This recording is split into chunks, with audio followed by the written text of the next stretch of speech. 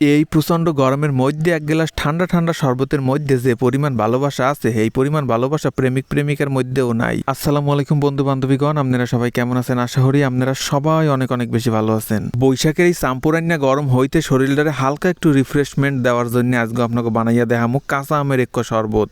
আর এইটা কইল কাঁচা আমের ভরপুর সিজন, চারিদিকে একসের কাঁচা আমের ছড়াছড়ি। আর এই গরমের মধ্যে যারা টক খাইতে পছন্দ করেন হেরা অবশ্যই এই রেসিপিটা বাড়ি ট্রাই করিয়া দেখবেন। এই কাঁচা আমের শরবত বানানোর জন্য প্রথমে দুগ্গা আম নিয়ে নিছি, এখন এই আমের ছোলাডারে সুন্দর মতো সিলাইয়া নিতে হইবে। সেই জন্য এক ছুরির দিয়ে আমরার ছোলাটা সুন্দর মতো সিলাই নেওয়ার চেষ্টা করতে আছি, কিন্তু এই আমরা সিলাই নেওয়ার মধ্যে বেমালা ঝামেলার মনে হইতে আছে।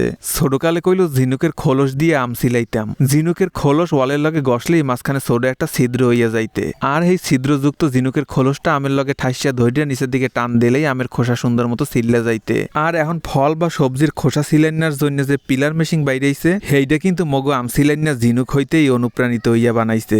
এখন আবার একদল কুটনি জাগর কাটবে আনে আর কইবে আনে ইয়ে বাবা সি সি সি ঝিনুক দিয়ে আম সিলাইয়া খাইতে। হেগু উদ্দেশ্যে আগে হইতেই কইয়া দিতে আছি যে আমরা ঝিনুকের খোলস দিয়েই আম সিলাইয়া খাইতাম, আর হেতে মগো একটুও ঘৃণা লাগবে না, কারণ ঝিনুকের খোলসটারে আমরা ভালো মতো ধুইয়া পরিষ্কার করিয়া হেয়ার পর হুগাইয়া নিতাম।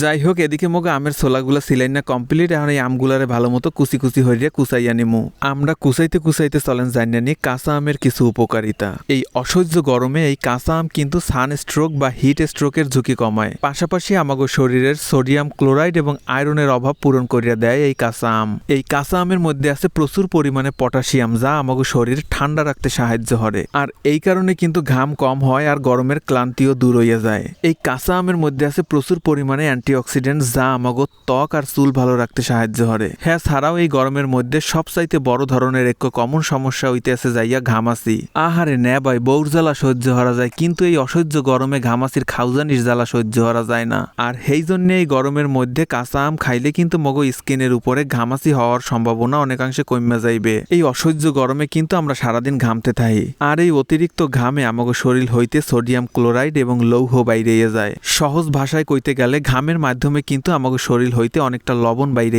যায়, আর আমাগো শরীর সুস্থ রাখার জন্য কিন্তু লবণ অনেকটাই জরুরি। সেই জন্য এই ঘামের মাধ্যমে লবণ বাইরে যাওয়ার ঘাটতি পূরণ করতে কিন্তু এই কাঁচা আমের জুস অনেকটা গুরুত্বপূর্ণ।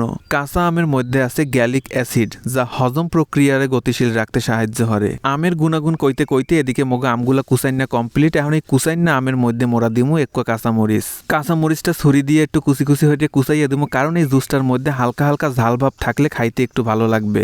এখন এই সমস্ত আম আর কাঁচামরিচটারে এক ব্লেন্ডার জারের মধ্যে ঢাইলা নিমু। আর আপনারা এই জুসের মধ্যে আর একটু বেশি টেস্ট বাড়ানোর জন্য চাইলে এর মধ্যে ধনিয়া পাতা অথবা পুদিনা পাতা দিতে পারেন। মোদ্দারে ধনিয়া পাতা বা পুদিনা পাতা কোনোটাই নাই, সেই জন্য দিলাম না, আপনাকে দ্বারা থাকলে দিতে পারেন। এখন এই কুচাইনা আমের মধ্যে দিমু পরিমাণ মতো বিট লবণ। এই কাঁচা আমের শরবতের মধ্যে কিন্তু বিট লবণ দিলে টেস্টটা অনেক বেশি বাইরে যায়। যাই হোক, এখন এর মধ্যে দিমু পরিমাণ মতো নর্মাল লবণ।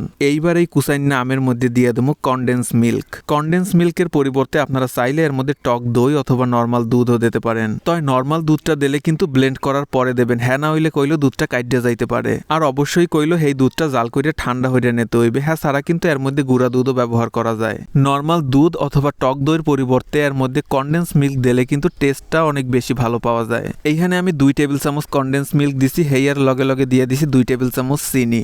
যেহেতু কনডেন্স মিল্কের মধ্যে বেমালা মিষ্টি আছে, সেই জন্য মিষ্টির পরিমাণ অত বেশি দেওয়া লাগবে না। যাই হোক, এখন এর মধ্যে দিয়ে দেবো 1 চা চামচ লেবুর রস। হেয়ার পর প্রথম পর্যায়ে অল্প পরিমাণে পানি দিয়া সমস্ত মিশ্রণ হানিরে ব্লেন্ড করে নিমু। ব্লেন্ড করার পর এখন এর মধ্যে দিয়ে দিছি 1 চা চামচ ভাজা জিরার গুঁড়া। কাঁচা আমের এই জুসের মধ্যে কিন্তু ভাজা জিরার ফ্লেভারটা অসাধারণ লাগে। আমের মিশ্রণ হানি সুন্দর মতো পেস্ট করার পর এখন এর মধ্যে ঢাইলা দিমু পর্যাপ্ত পানি। প্রথম পর্যায়ে এত পরিমাণে পানি দিলে কিন্তু আমরা সুন্দরভাবে ব্লেন্ড হইবে না, পানি দিয়া হালকা একটু ব্লেন্ড করে নিলেই কিন্তু আমাগো কাঁচা আমের জুস রেডি। এখন গ্লাসের মধ্যে দিয়ে দিতে আসি কয়েক টুকরা আইস কিউব। বরফের পরিমাণ একটু বেশি হইয়া দেবেন, হেলে জুসটা খাইতে অনেক বেশি টেস্ট আর অনেক বেশি ঠান্ডা লাগবে। এখন এই গ্লাসের মধ্যে ঢাইলা দিতে আসি ব্লেন্ড করা কাঁচা আমের জুস। আর এই জুসটা ব্লেন্ড করার পর লবণ অথবা চিনি আর একটু লাগলে দিয়ে নেবেন। যাই হোক, এই গরমে কলিজা ঠান্ডা করা আমাগো কাঁচা আমের রিফ্রেশিং ড্রিঙ্কস কিন্তু রেডি। ভিডিওটা শেষ পর্যন্ত দেখার জন্য সবাইকে ধন্যবাদ। সবাই অনেক বেশি ভালো থাকেন। আল্লাহ হাফেজ।